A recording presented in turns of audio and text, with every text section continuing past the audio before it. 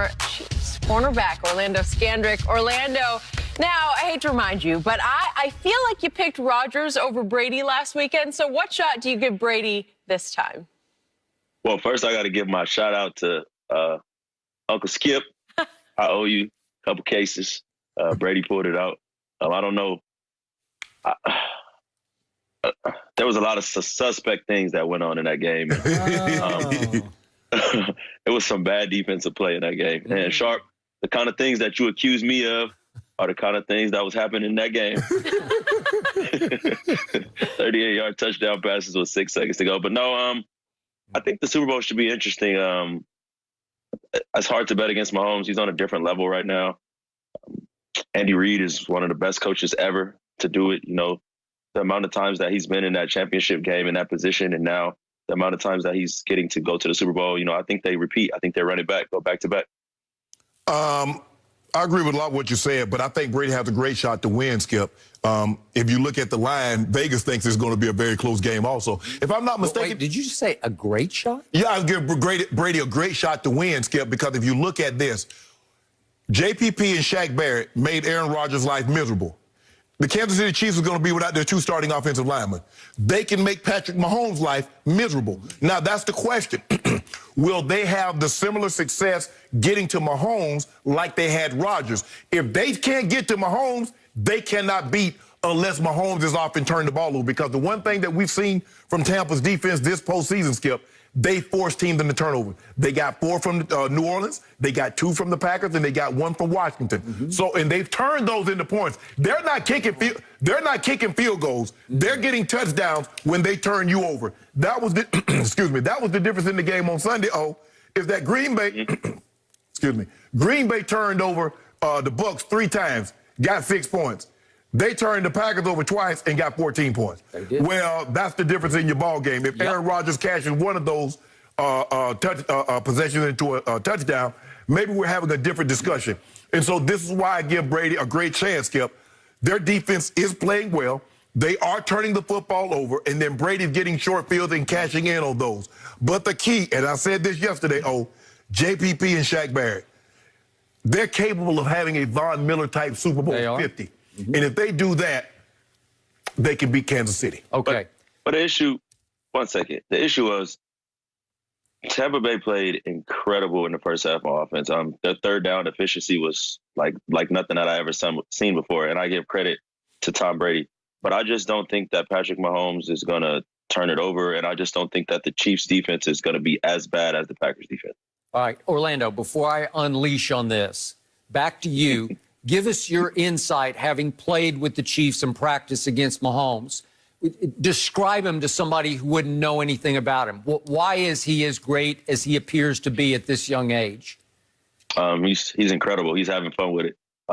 We always said when I was in the locker room, some people play football for money and some people make money to play football. And he makes money to play football because he just loves it. They all love it. They just work. You know, he trusts you. He trusts Tyreek. You know, he throws into double teams. It doesn't matter. Tyreek outruns him.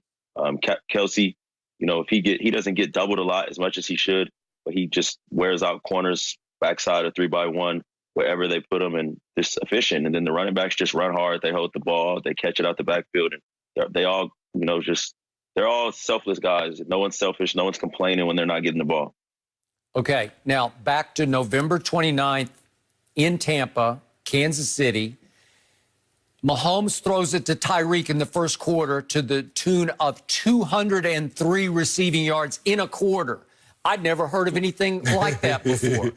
Carlton Davis stayed in single coverage on Tyreek for all of the first quarter and some into the second quarter. And you know what happened. And Mahomes throws for 359 in the first half.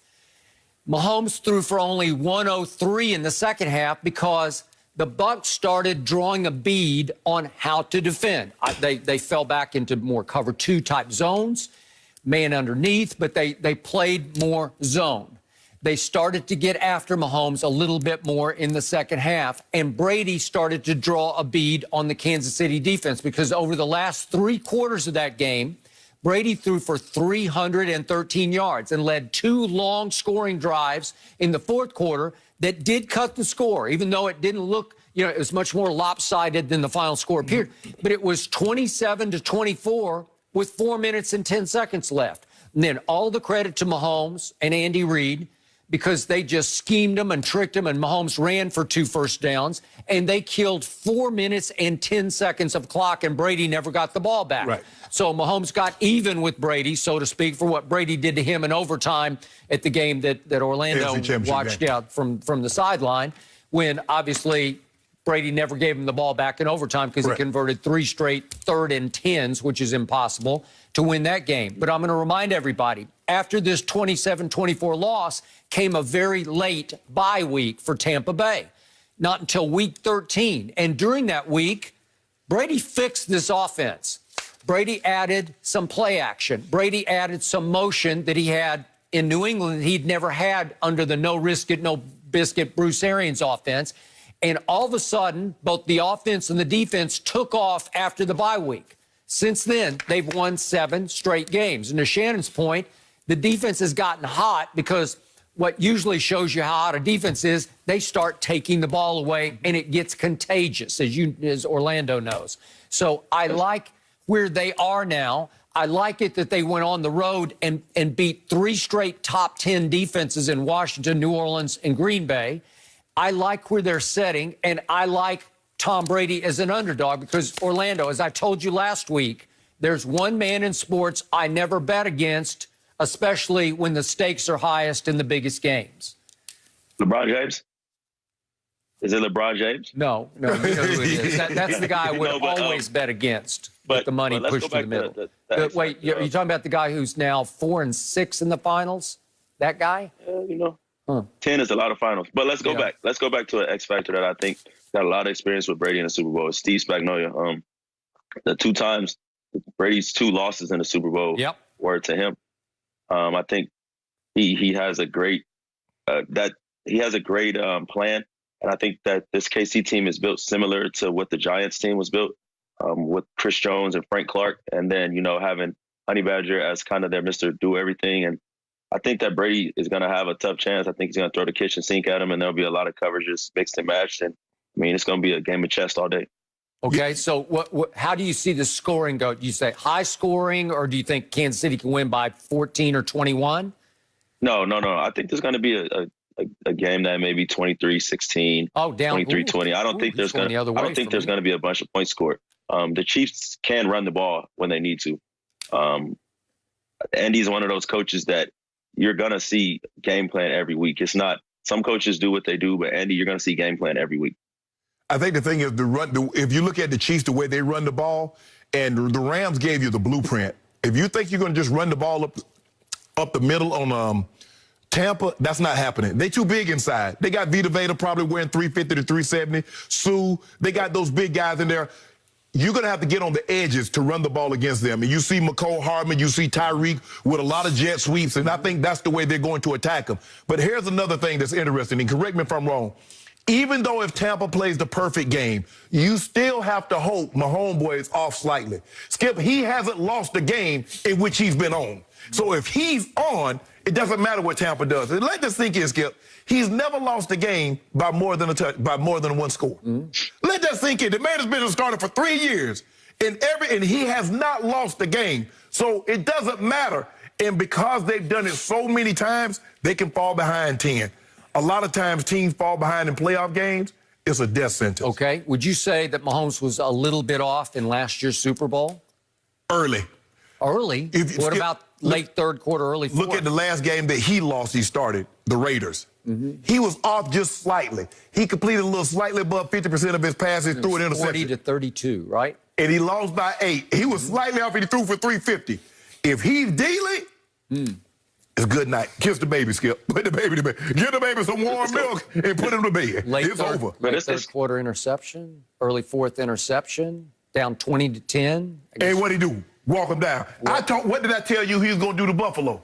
Oh, I told him on Friday. I said, he going to spot him 10 points. Well, Mahomes turned me into a lie. He only spotted him 9 because the guy missed the PAT and then walked him down. He let you score the first 9. I'm going to go get the next 38. I give you another 8, 9 here and call it a wrap.